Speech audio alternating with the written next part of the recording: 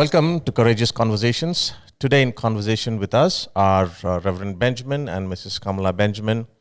But today they're not going to be pastor and wife. They are going to be just another married couple who've been together for 40 years now. Yeah. Okay. And congratulations on your new grandchild and one more on the way. But we'll stay away from parenting and grandparenting for today. We will be spending time talking about gender roles and gender expectations and general gender differences that we have in a marriage. One place where these differences show up the most.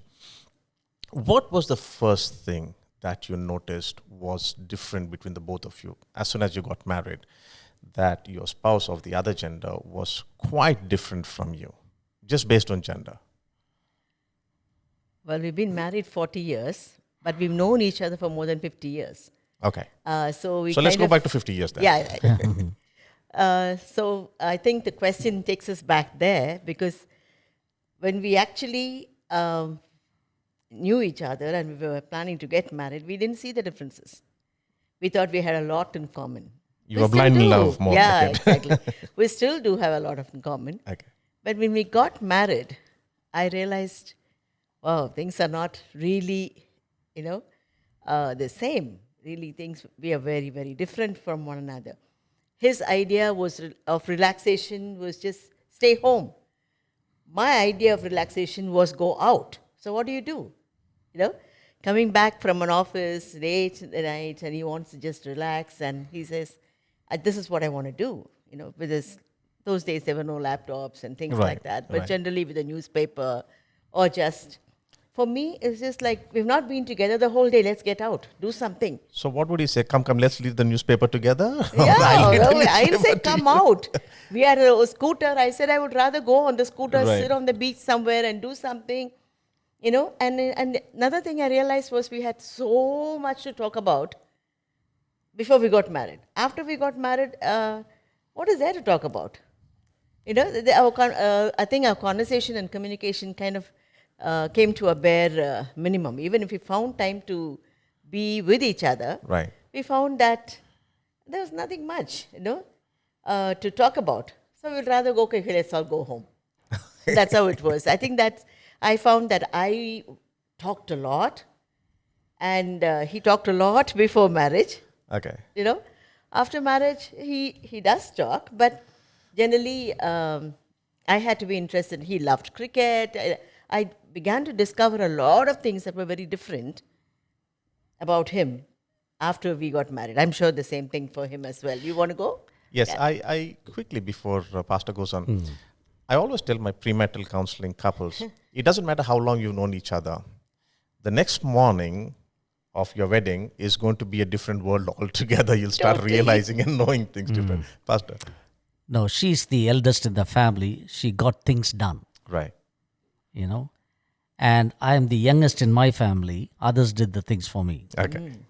So I think that was a major difference. And then she's coming from a family where the father got so involved. And I'm coming from a family where they were a loving couple, just like theirs, but they were very specific about the rules here and there. So I think the background also matters. The way we are brought up matters. But it's not an excuse. We can always look for a new way how to complement each other. Sure. But gender roles are certainly there, and I think we need to accept it. It is God made us differently, but God has called us to celebrate each other's differences. Okay. Now, theoretically, I have some stuff in my head, but I'm going to ask you, when you were planning to get married, you knew in a year or two you're going to get married, and a couple of years after that. What were your thoughts before of what your role in marriage was going to be as a man? What did you see yourself as doing for the family? I think, Santhosh, it is just to be loving, affectionate, available, and provider. The details of it will come only after marriage. Yes. Yeah, so it is just the overall, what is it that I can do as a person, bring in value. But it's only after you live with the person, and once you get married, there are nitty-gritties of life which you need to look at. In the list of four that you've mentioned, the Yeah. last two are difficult to go by together, because if you're going to be a provider, then you're out there working. I mean, nowadays, even if you're working from home, but your mind is elsewhere, you are gathered up with the thoughts of how am I going to provide for my family, make sure they have everything that they Sure. need. And the other one is being available. It's difficult to ride both horses. Now, especially considering your profession as a pastor, uh, what were the challenges for you to know that you were available? It's a big challenge because you see, it's like this: when a man gets married, um, his mind, he's at the peak of his ministry or peak of the work, whatever it is. So his focus is on the work. Yes. When the woman gets married, the spouse, her focus is how to make a home, how to decorate a home, how to keep home. That Correct. is where the conflict starts. Yes. Because the husband wants to make it big in the place of work, the wife wants to make a home differently, and there is a conflict. When I came in, it is 24/7. In fact, I used to sleep only 4 hours day. It was tough. And it was a new church. I was trying to invest everything in the church. I realized that it is costly. But she managed very well. She stepped in, but it is not right for me to expect her to carry on everything, to do the role of a father, husband, everything for the children. But she did it very well. And I think that was the success in the ministry, the way she carried on. I'm going to quickly come to you. Were you about to say something? No, I'm just saying. So, providing is there, but we need to also have a balance. Yes. Yes. So when he was saying that he was caught up in work and got very little time to just spend at home, you stepped in. Now that all would have worked out okay for the children, because then you were Yes. covering both parts. But then he had to be available for you also. Now, how difficult was that for you to get time from him, or even to just let him know that, look, I need you to be here with me for some time? See, I think those days the quantity didn't matter really. I think things are very different today. The stress, the emphasis more on being together, we go out together. But I think those days the expectations were not so high as to be with me all the time. Right. Do things with all the time. And they also bring our roles from home. See, my mother was a teacher, full-time teacher, but at the same time, she was a homemaker. My father was in ministry. I'm also a pastor's daughter, so I know what it is. But he also helped around the house. But my father was an extremely affectionate and expressive man. And for ministry's sake, he had to actually live away from us because of our education. He lived in Salem and we lived in Chennai. For our education, we had to remain in Chennai. So though it was a long distance kind of a parenting, we didn't feel that because my father connected when he was there. Okay. So I was used to that. And I knew it wasn't so much as being together all the time, but it's just being there when you're there. Sometimes you can be there all the time and not be there. Even if 1 hour, 2 hours is there, if you can actually get involved in actually playing with the children and making me feel special, that was enough. I was going to prompt you on Yeah. that. Being available, okay, are you home 2 hours every day? Okay, I'm home 2 hours every day. But it may or may not be mentally and emotionally available for you. So what would it mean for a woman to know that the husband is emotionally available? How does she feel it? But again, I would say it's the expression that matters. Woman, I think, if you're talking about the basic needs of a woman, really, Flowers and diamonds and things like that. not really, not for me. It could be different with others. But, if you really look at, the so-called cliched love languages or whatever, mine probably would be the gifts and flowers would be the last. Okay. For me, time or talk or conversation or even a touch, sometimes you can just go the entire day without even, saying anything that is special. If the conversation is the same with everyone, then a wife doesn't feel it is special. Right. But, I'm not talking about the cliche words like honey, darling, and all those things are okay. I mean, it doesn't really matter, doesn't make a woman feel really important. But to say that you're special or something that you very frequently said before marriage, Why does it have to stop after one? You know, I can't understand that because you probably take it for granted that you know, right? Right. So I've got you now. Right. You know? So I think that is what makes a woman feel, because words and a touch, which is absolutely not a touch as in, that's anything, it's a non-sexual, it is a caress, or something that makes a woman feel different, that is different to you than it's with other members of the Right. church or anybody. That's what makes a woman feel, me feel special. So Going back to what you just said a couple of minutes ago about talking and communicating. Now, men and women have different ideas of talking. She's laughing already. yeah, I know. Of communicating. So, let me say, do you understand his silence when he doesn't speak?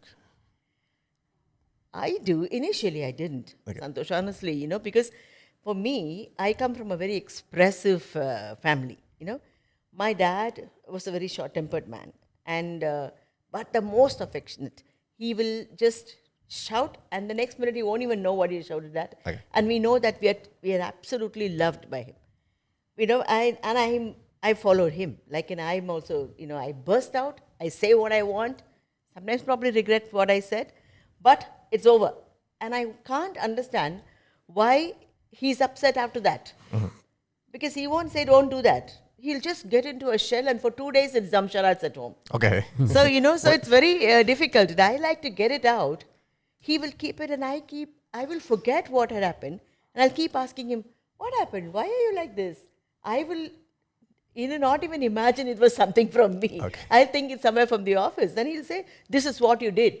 Oh, that one. I remember. So I think that way, in communication, we're very, very, very different. Yeah, going into a shell, we often refer to that as a man going into his cave. He has to withdraw.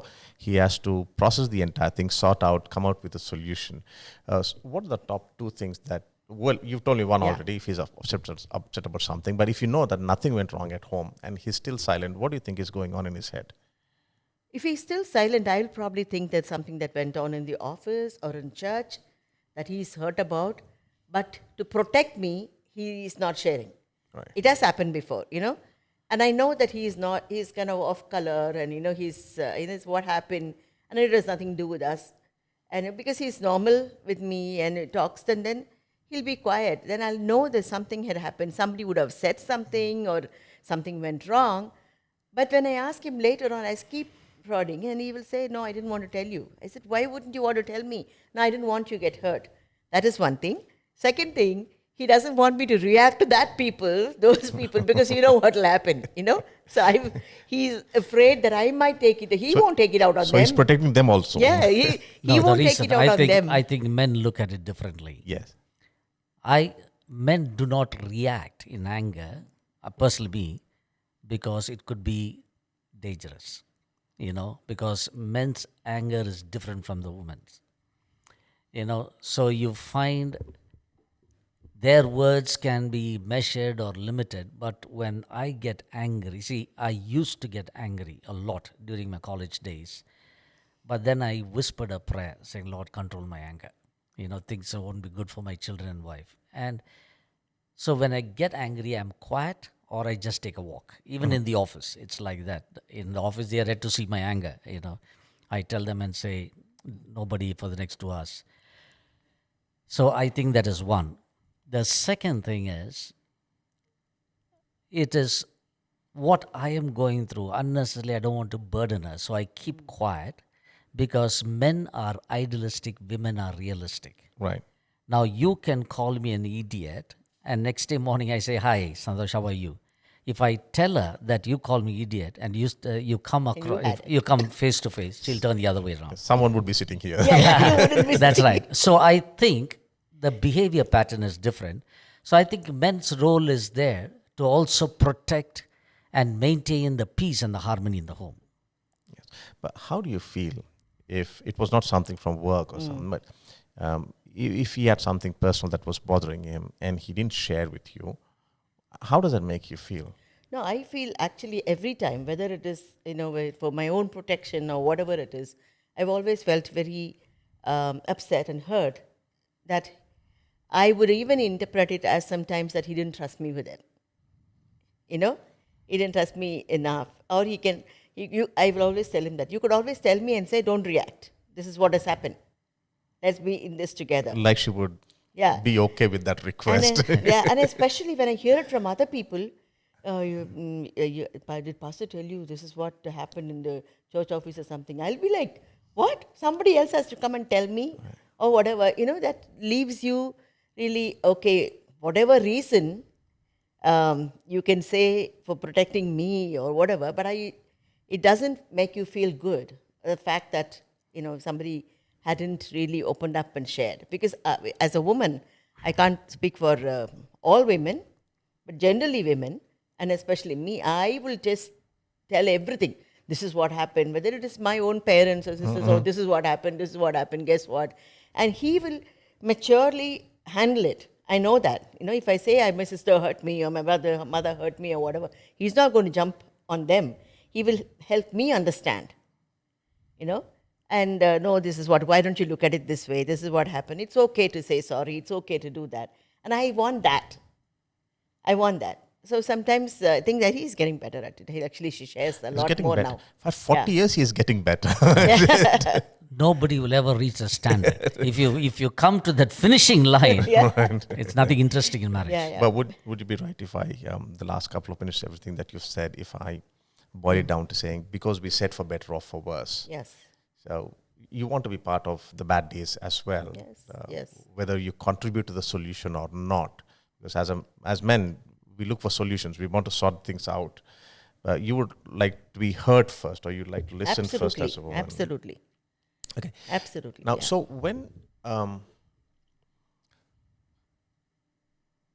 when he says something, or when she starts speaking, what's the first thing you hear? Do you hear the topic? Do you hear her voice? Do you hear the tone? Or is there something especially about her you know which way this conversation is going? I know very well. This is Just the way she calls you also. Yeah, that's with both of us. Right. But when she talks, I know whether it is issue-based or a person-based, or whether they have hurt her. So I have to deal it from that perspective. You see, if it is issue, we'll talk about the issue. If it's the person, I said, no, you're reacting because of the person. Right.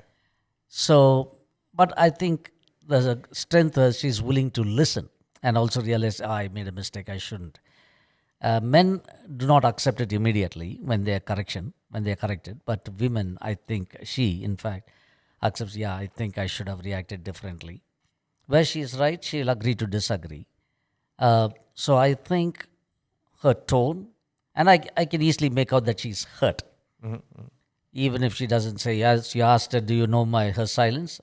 Of course I know silence, but I do not know from which angle she was hurt. So I think it is 40 years of marriage. I think we have traveled thus far, and I believe we should also come to a place where we understand the unspoken words of the other person. Yes. And because there will be time when I cannot express it all, she can't express, but we should make out that this is what they are going through. And one of the things that comes out, especially with younger couples now, when they face a situation like that, they'll quickly say, I need my space. Yeah, I hear that. I hear that from my grandchildren too, like, we need space. And I think this is the latest. I mean, I can't understand that. Right. Yeah. But what you're saying is that's your idea of giving space, giving a little time. I think we should give space, because one, for them to analyze what they've gone through, whoever it is, the children or whatever it is, for them to just say, okay, give me time for me to handle my own thing. Yes. I think it is important, because if we do not come, we jump in and preach or correct, they are not able to take it. So I think we should give them time, even if they are small. And I always say, just because she is married to me, I'm married to her, we should not lose the things that we love to do. Yes. I think God has brought us into each other's life to develop that skill that He has given to her, or talent. And my role is to complement, to see how well she uses that talent, and not to suppress so that I can climb up. Okay.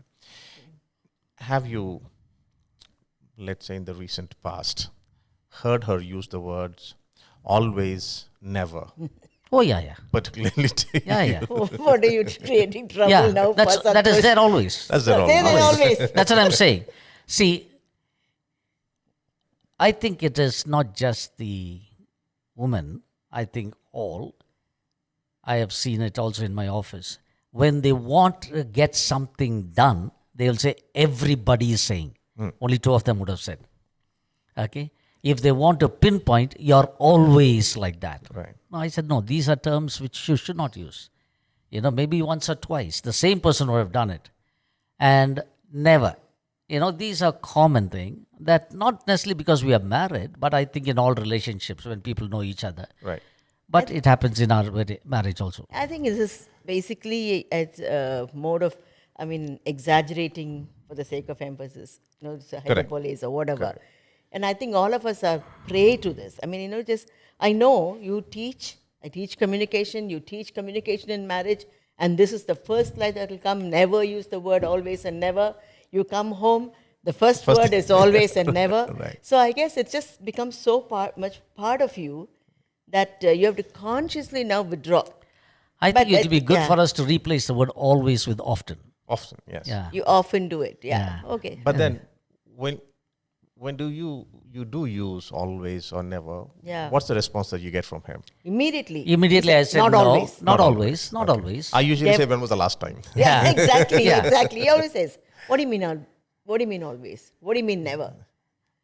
But again, I think it's just haven't the gained language victory flow. over it. Yeah, I haven't. It would have been more often she would have seen the failure, so it is always, rather than seeing more often there are success. A good point. So I think the using the word always is not intentionally to hurt, but to say, I see it more often. That kind of a thing. But I think she Yeah, put yeah. it very well when she said it's to emphasize how you're feeling in the moment. That's right. To Yeah, give it yeah. a little and more it's power. just, Yeah. it's just you're full of emotion. And especially, I use it a lot when he becomes defensive about something. I think it's a very man thing, or I'm not very sure, because when I say that you shouldn't have, there will always be an explanation for what happened. That's our prerogative. Men do that. You Yeah. know, We have to always. immediately And I explain can't ourselves. handle that. I said, why can't you say I made a mistake? It won't come. See, it's better not to get into an argument.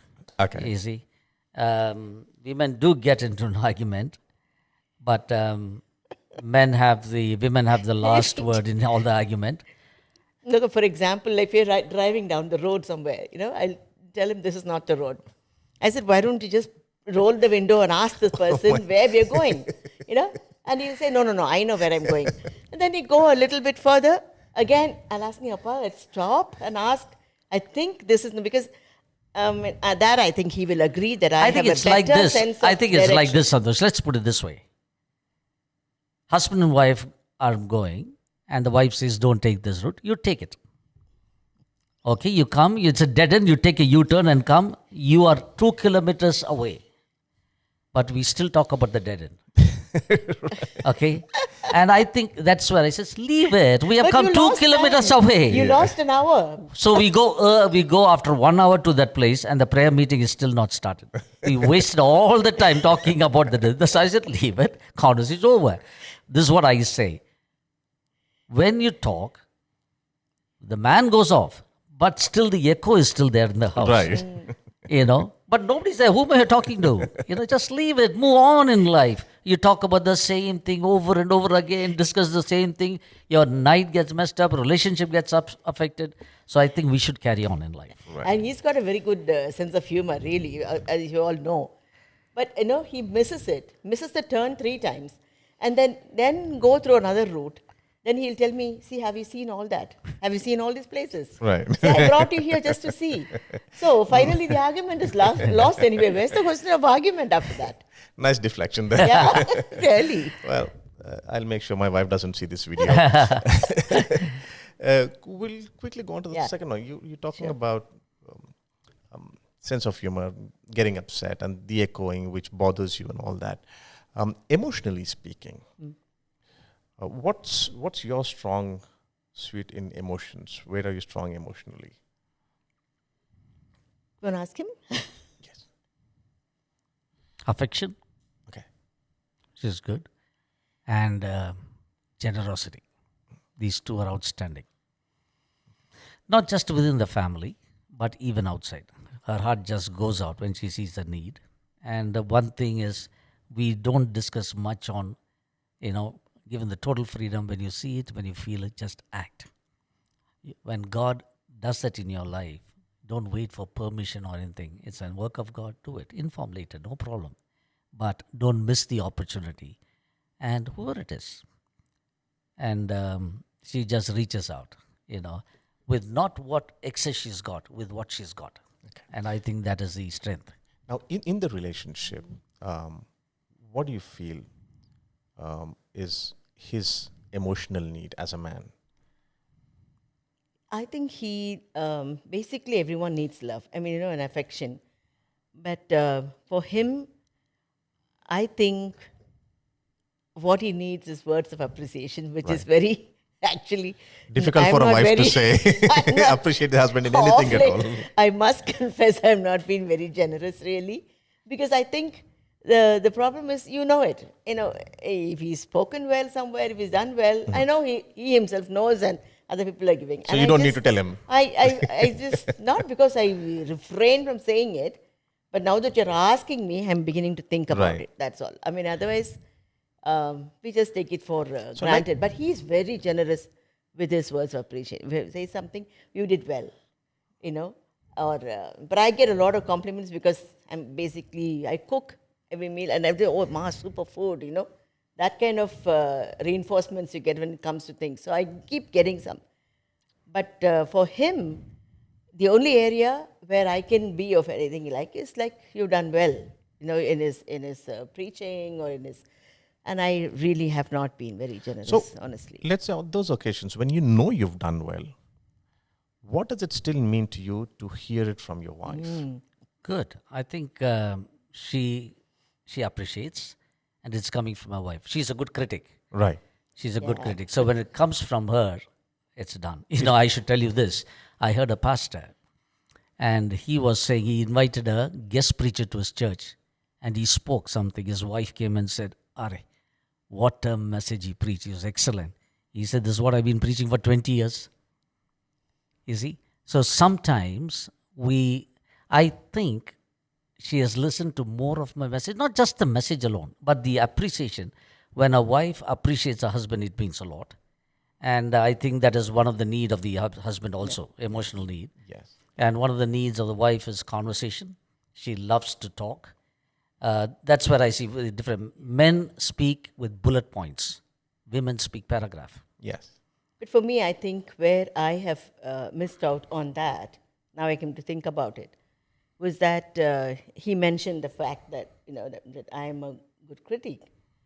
But, you want your husband to better in whatever he's doing. So I've really reached sometimes, and I must confess, and I've really asked a lot of forgiveness, because when you're hearing, I'm thinking, how can he improve? But you already use this illustration somewhere else to the same group. You forgot. This is what you did last Wednesday too. And so my mind is constantly thinking about how can I improve rather than what am I getting out of it. So it becomes very difficult for me to, finish. He said it was good. It was good, definitely. Other people probably didn't even understand or even notice that. I think but so since I follow him there is a closely, role to play. See, things that others may pat on your back, but your spouse is the only critic who will be honest with you, right? And it is not to break you, it is to build you. But men find it difficult to accept criticisms. Right. You can say, others can say, but when it comes from your spouse, your BP goes very high. Yeah, and the wives also should be careful as to, it's good. How it's packaged. How it's packaged. It's not just every time you find something to correct. Right. Without appreciation. Without saying it was good, rather than, okay, this was a mistake. Oh, I wish the second, especially when you're also preparing, because we used to really share our notes with each other about how to better this and, things like that.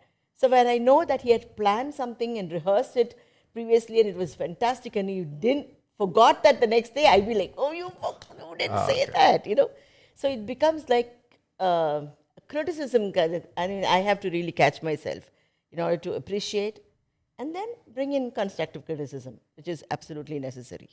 Right. Would you agree with me that despite all the discussion that we've had based on gender, that in some couples it could be role reversal? You know, it's not traditional that the woman is the one who talks in paragraphs all the time. Maybe in certain families, it might be that the other gender is doing what is generally expected. What do you think the difficulty could there be if they fail to accept that, well, this is how we are, different from the other couples? Just be But okay with that. I think basically everyone wants to change the other. I think that's the big problem for us, Right. I want him to think my way. I want him to act my way. And I see it in my children's families and everything also. Like, if the husband or the wife doesn't think along the same lines as and I want him to somehow change. He said, no, this is what happened. You keep insisting, this is what it is. This is what it is.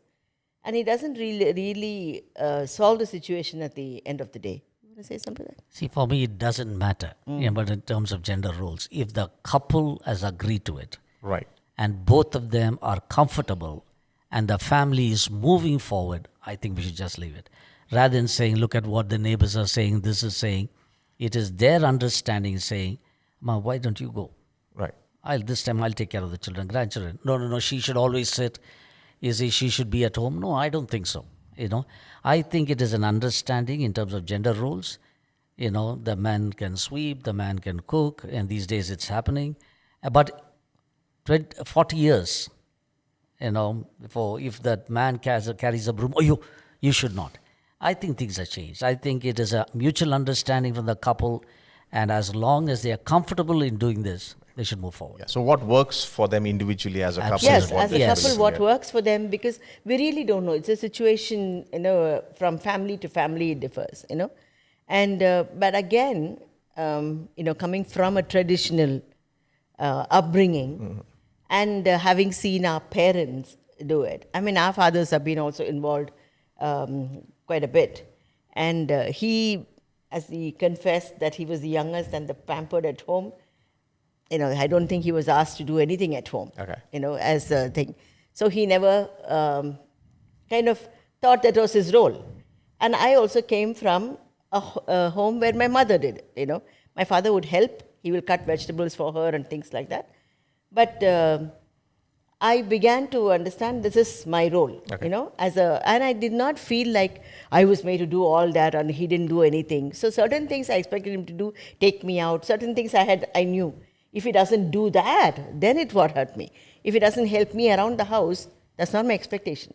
You need to be careful that you taking up the role should not make the other person feel bad, and should not make her feel small in the in the presence of others, saying, see, I'm only doing all this. Right. That kind of a thing, that should be avoided. But I think within the family, they can enjoy each other, celebrate each other, and don't unnecessarily take the criticism of others and then shift it. But I really have to appreciate the younger couples these days, and I think there's an understanding that there's more of sharing the work and things like that. I think generally everything has changed. At the same time, we also need to keep in mind that God Himself, though the intrinsic value that He placed in both of us is absolutely the same, He loved us just the same, and I have, everything. There's no difference at all in a man and a woman that way in the eyes of God. But when it came to roles, man cannot give birth to a child. There are certain things which only a woman can do. The primary caregiver, the early years of a child, the mother is needed more. So those things, I think, as long as those kind of values are not compromised, I wouldn't say these are today's values, but I'm talking about the biblical values. Right. Today people think this is what, no, the modern society is not like that. This is not how we think. That's how it comes out as. But I'm just saying, as much as the days have changed and the opinions of others have changed, the society has changed, everything has changed. But when you actually go back to the word, He's not going to dilute it according to the 21st century. What has been written, certain things that God intended, and He designed it in such a way that we work totally complementing one another. Okay. I think that is something that if we could keep in mind, it'll be a beautiful relationship that way. All right. So what works for the couple is what they should decide and not let others influence them. Yes. Not even the in-laws. I mean, for me, it's very different. The way my children's families function is very different from the way we function. Right. But we have, seen that, and if there is anything to be talked about, we just quietly say it, everything. But otherwise, I think it's left to them. It's their individual family now. As long as they have come to an understanding and they work well within themselves, I'm fine with it. We are fine with it. Wonderful. Thank you so much for your time on this, and all the best with your improvement. Thank you. Thank you. That's about gender roles in marriage. So hope you find your balance in your family. All the best.